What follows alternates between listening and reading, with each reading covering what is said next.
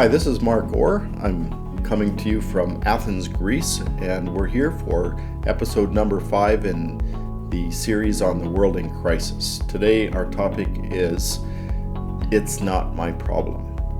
Now, you've heard that before from many people, I'm sure, and so we're going to dig into that a little bit and try to provoke some thinking around that and why it contributes to the world being in crisis. Now, in these 5 episodes, I've attempted to not so much point at the world and say, out there, out in the world, there's a problem and we need to go fix it.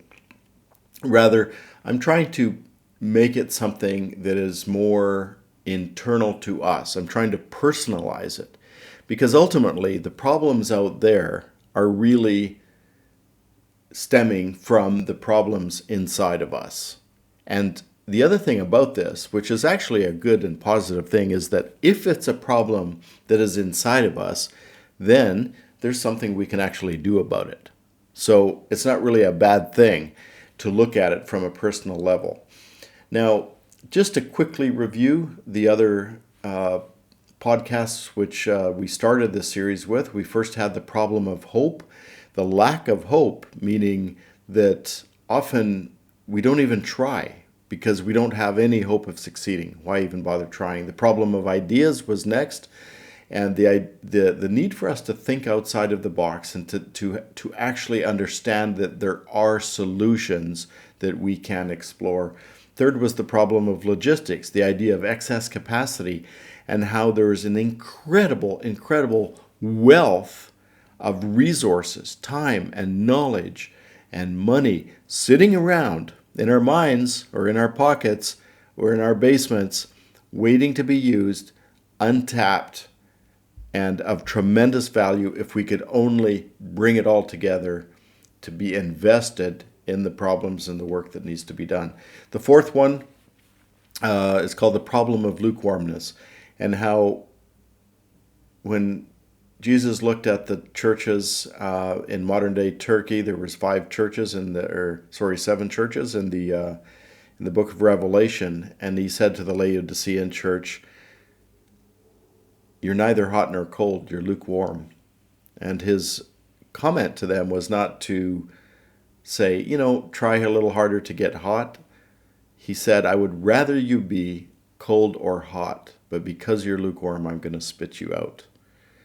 And we showed how that has become a problem that contributes to the crisis that we have in the world today. You're welcome to go back and find those other podcasts. And each one has a corresponding blog post as well. And sometimes we take a slightly different sort of angle on it from the podcast to the blog post. So it's worth taking a look at both of them. So today we're looking at this attitude that is sort of embodied in the statement, "It's not my problem." So in the blog post, which corresponds to this, I sort of took a different angle. I dug into the whole story of the Good Samaritan, and there's a really good lessons that we can take to heart from that. So if you want that angle, if you want to explore it from that angle, then go to the blog post. But today in this podcast, we're going to take a slightly different take on this. I believe that there's a pandemic of people across the world saying, "It's not my problem." Why do I call it a pandemic? For 2 reasons. One, because it's everywhere. That's what pan means. It would be an epidemic if it was just a bit more localized. It's a pandemic. It's everywhere. And the second thing I would say about it is that it's viral. There's no such thing as neutrality here. This attitude that says it's not my problem, it rubs off on people. And then we end up with entire communities and perhaps even nations or cities or churches believing a similar thing. There is a problem that is of pandemic proportions, people saying it's not my problem. And the more people say that, the more it becomes a problem. Now, here's a few thoughts on why people say that. Okay, just let me throw out a few here. It's not a full list, obviously. You can think of other reasons that might apply to yourself or your family, your church, or your nation. So you can add those to the list. But this is just to provoke your thinking a little bit. One of the things I hear, and I used to think as a younger person, back in my 20s, I used to think, there's these big problems in the world, but somewhere in the world, in some big headquarters in Singapore or London or Chicago or Colorado Springs, there's a group of people, Christian leaders, sitting down together to analyze the world and to come up with some solutions and to decide what strategies are going to work best. And then they're going at this. And the rest of us sort of fit in where we can. We support that process. I used to think that.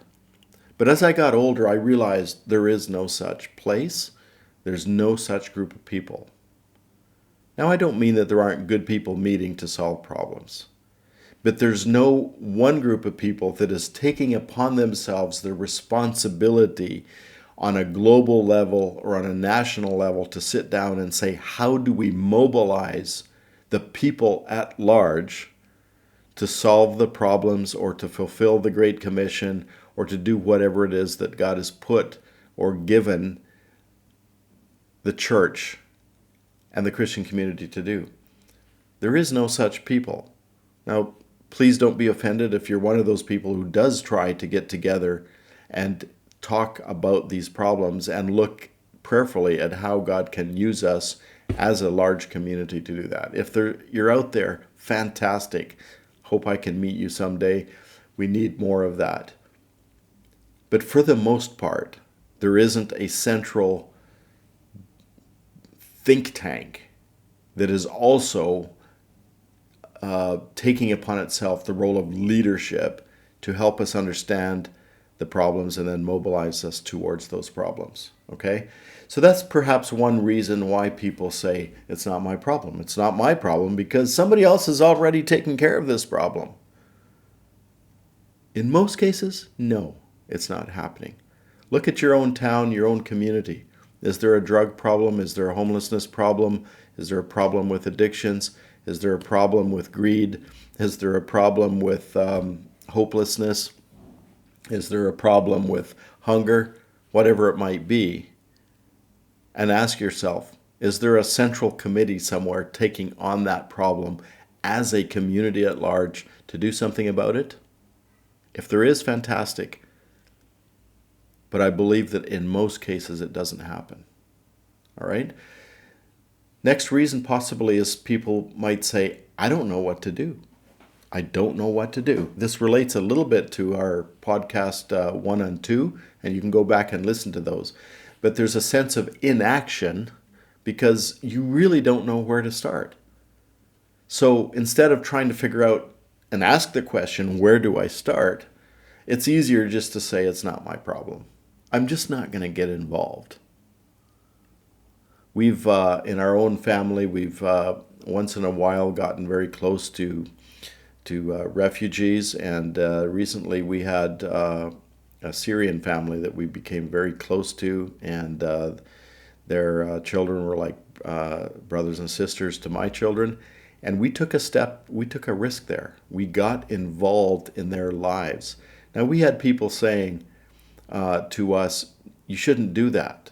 If you do that, you're going to get hurt. If you do that, you're going to raise expectations. If you do that, you're missing out the role that you have, which is just to help them on a short-term or superficial or simply on a basis of hunger and shelter and so on. And we had people saying, no, this isn't how you help people. Now, I agree that not everyone can help everyone else that has a need. But I do believe that all of us, to some degree, need to be involved in broader issues in a shallower way, and at the same time be involved in very close to home issues in a deeper way. We need to be involved in both the distant, more global things, as well as the local things. And in those local things, we go deeper. We go deeper. We allow ourselves to be hurt. We allow ourselves to love and lose. And that's where we need to get to, I believe, is not just saying, I don't know what to do, but instead of responding in that way, I don't know what to do, therefore it's not my problem, start asking the questions, what can I do? So that's possibly one of the reasons. Another one could be, perhaps the saddest one, is this feeling of, I don't care. I just simply don't care. Now, if that's who you are, you're probably not, it's probably none of you, because you're not listening to this podcast if you simply don't care. But you may know people who would say that, and that may be a reason. And that's another issue that probably is going to require a treatment beyond this particular podcast. Another angle that people may have is the idea that I don't feel called. So here's a problem, and I'm sitting here, and I might even have some ideas of what to do about it, but I'm waiting for the call. I'm waiting for a word from God, or I'm waiting for somebody else to give me a job to do in that area. I'm not giving you solutions right now. I'm just raising some possible reasons or thinking patterns that people may have that cause them to say, it's not my problem. The last one I'll mention here is a sense of powerlessness. And this, I want to be sensitive and gentle about this, because I think there's a lot of people that deep down would like to be involved as a solution to problems, and would, given the right circumstances, not say, it's not my problem. But when you stop saying it's not my problem, it raises a lot of challenges, and people don't have the courage to actually go there. So it's better to say this blanket statement, it's not my problem, and I don't want to get involved. And this is the last one, what I call a sense of powerlessness. And I believe the people that have a sense of powerlessness might even be the majority of the people. The majority of you saying, I would say it's not my problem if I could have enough courage to and enough sort of belief in myself and in God, and that I can be a part of the solution. If I knew that might happen, then maybe I could start taking on some responsibility for that problem.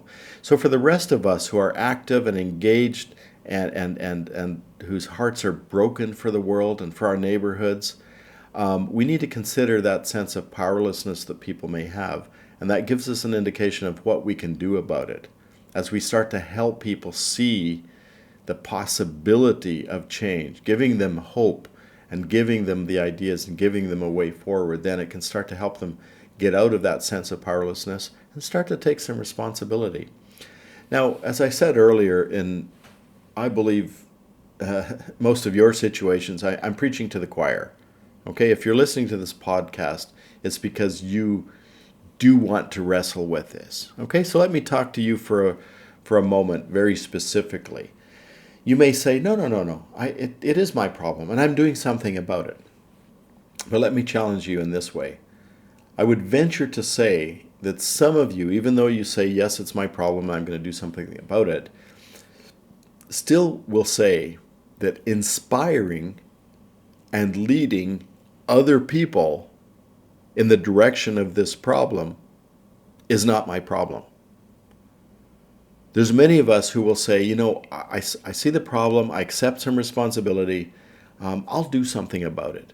But don't ask me to get anybody else involved. It's a private, personal thing for me to do. It's my business. So you've taken this attitude, started to go in the right direction to say it's my problem, but you may say it's only my problem. And that too becomes a part of the problem.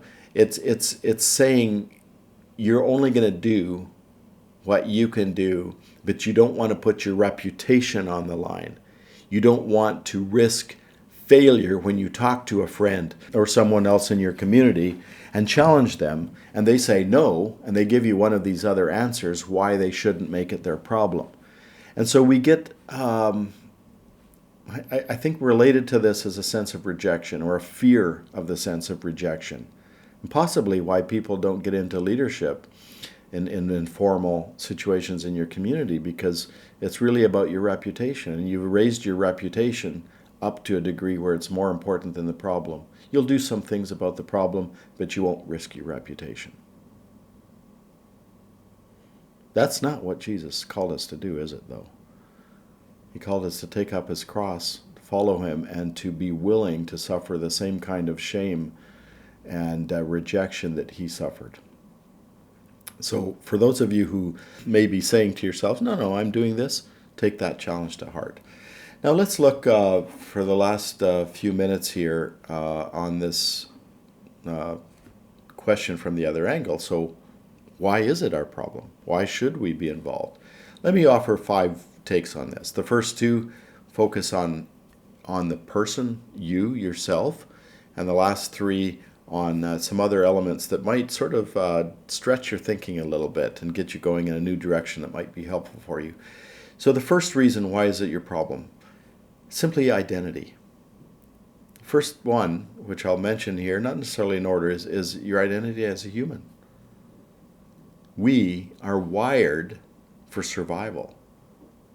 But we also survive best when we do it together and when we help each other. And the survival of humanity and being human means caring, means valuing life.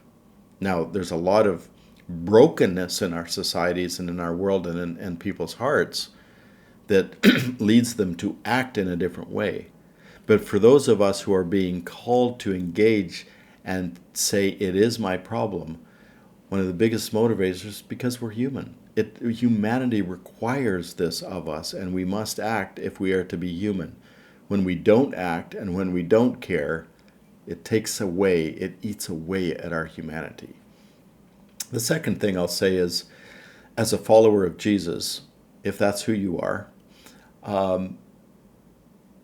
we have a passion for Christ. When we choose to follow Jesus, he promises to live in us and challenges us to live in him. That passion for Christ, if it's genuine, must to create the authenticity of that passion for Christ. It must translate into compassion for the world. Passion for Christ cannot help but translate into compassion for the world. You allow your heart to be broken with things that you see around you. And if you don't, it means there's some kind of wall has built up, some kind of protection mechanism has grown up or been put in place to separate you from the realities around you. Maybe to protect you from being hurt because of something in the past, who knows? But there's this wall that's been built up around you, and it's harder for you to love, and it's harder for you to go there and to take risks that may hurt your heart in the future. So there's this identity element. It's an argument for why you should be involved, why you should take responsibility. Think about that. We could do another whole podcast just on that point there. But I'll leave it as a hook that you can maybe explore with your pastor, with a friend, or in a Bible study context, and start to discuss that. The second one I'll mention is stewardship. Why is it your problem? Because of stewardship. Stewardship means your responsibility as a caretaker of resources that God has entrusted you with. Now, those resources could be anything. It could be knowledge, different skills and talents. It could be money, different kinds of resources or material possessions. It could be relationships even. You are a steward of those. You're a steward of those. You were given those to take care of and to invest.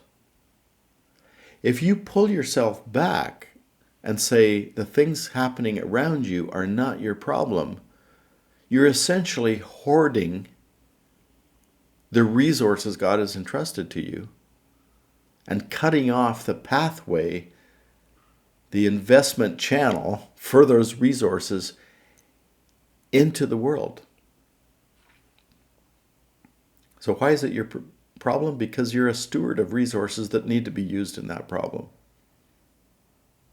Number 3, sustainable solutions, I believe, need to be collective or community solutions. Okay, so if you look at a lot of the problems, the persisting, stubborn challenges, people, things in communities and nations across the world and every neighborhood, those problems are usually rooted in deeper things, deeper issues that at some point have to do with the culture or the mentality of the people involved. Okay? If we're going to produce sustainable solutions, it's not simply about going in and fixing a problem. It's about going in and changing a mentality. Now, how do we do that? We don't do that by simply telling people some pieces of knowledge or even training people in a particular skill. It may involve that, but it can't stop there. If it's going to be sustainable, it means actually creating a culture, a belief system around that solution. And to do that, you can't simply be one person sending it over to a problem, providing a solution to a problem, and then hoping it sticks. I believe that sustainable solutions need to be done together because it involves modeling. It involves people sort of absorbing the solution by observing how God's people interact with each other. Okay? Again, this point itself is a big topic for another podcast. But because sustainable solutions require collective or community involvement, that means you. That means you getting involved. You can't leave it just to a handful of other people by themselves. We don't live in isolated sort of packages where we can sort of infuse a solution. We need to bring that solution as a community into the place where the problem is. All right? That's a little bit deeper, I admit it, but take some time to think through that. I think it can change the kind of solutions that we devise and develop and how we deliver those solutions, how we bring in those solutions into communities in an organic way. Let's move on to number 4. Why is it your problem? Because you are a link to some others who are needed for the solution. Think about that. There's a problem, and some of the people that need to be a part of that solution, you are the only path to them. You're the link. As you've heard it said before, to reach anywhere in the world, any person in the world, if you knew the right path, you would need about 6 degrees of separation. So you know someone who knows someone who knows someone 6 times, and you can reach anyone in the world. Now, we're part of a community. We're part of a world where we are the link to other people. And I believe that when you remove yourself from community engagement, when you remove yourself from problems and you close your eyes and like the ostrich put your head in the sand, you don't just take yourself out of play. You don't just take yourself away from the solution. You take others too that are connected to that problem only through you. So as a conduit, as a channel, you become a blockage. All right? Now, that's based on the idea that as a whole world, we're a community. We're connected. Now, yes, there might be other paths around you where people can get through, or there might not be. Why become the blockage in a web of relationships that might be very important to a solution?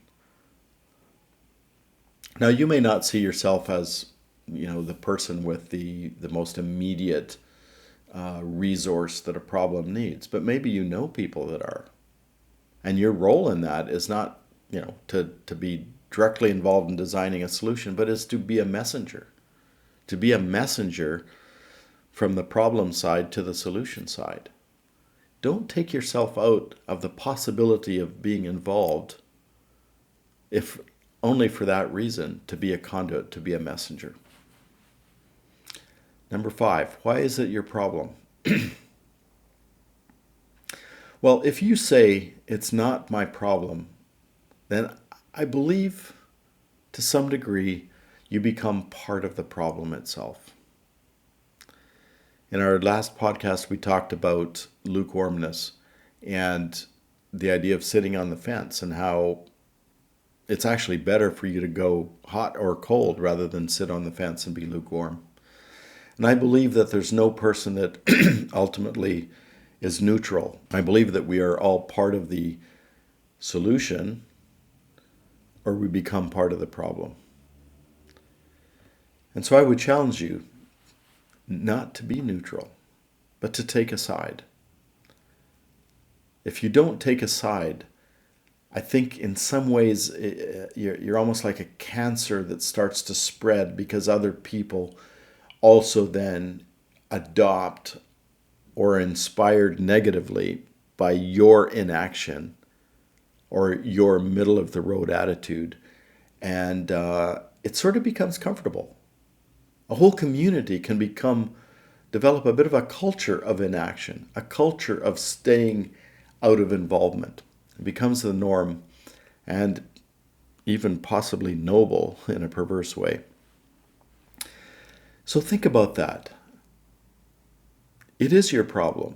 Even if you choose it not to be your problem, it is your problem.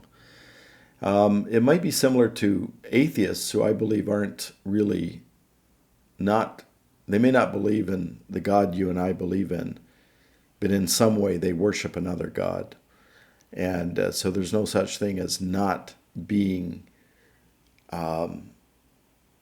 fixed on another power. There's always a power over us, and we want to be on the right side of this. Now, the only way to fight this, I would suggest, just to conclude here, is to do the opposite, and it's to start saying, it is my problem. You may not know why you should be involved. You may not know what you can do. You may not have a calling that you can point to. You may feel powerless. But when you start to say, it is my problem, and I'm going to listen, I'm going to be attentive and alert for how I can intelligently and effectively have some contribution to this problem, I believe that God will show you, because He knows the intents and the thoughts of every heart. He knows that. You don't have to just talk to Him or tell Him. He already knows it. And when you open your heart up, even if you don't have the answers, to say, I'm okay to be part of the solution, He'll start to direct you. And then you start acting. So take some time to think about this. This attitude of it's not my problem has spread too far. It's become a pandemic. We can reverse that by starting to plant the virus of hope, the virus of responsibility, the virus of engagement. And that will catch. That will catch and spread. And we can all play a part of that. There's a community of people that we're a part of that are beginning to meet in a place called ASSEMBLI. And these are people who are deciding to act. It's easier for you as you decide to act to be doing it alongside others who are also on that same journey of deciding to act and to be part of the solution.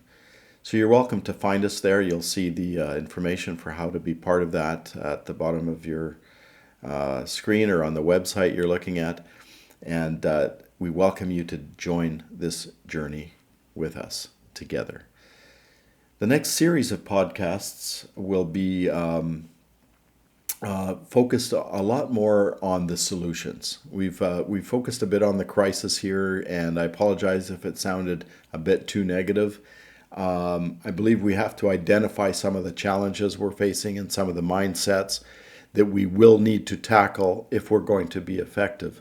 But we turn now the page to a much more positive approach where we're starting to say, here's the good things and the tools and the possibilities. And I invite you, if God has spoken to you in any of these podcasts, to continue to listen to those, because they'll start to give you some ideas of the way forward. And you'll start to feel less powerless. And you'll start to feel like there are things that you can do, and that together we're going to be able to do something in this generation that creates a historical, significant, powerful impact in the world. Join us for those podcasts. Thank you.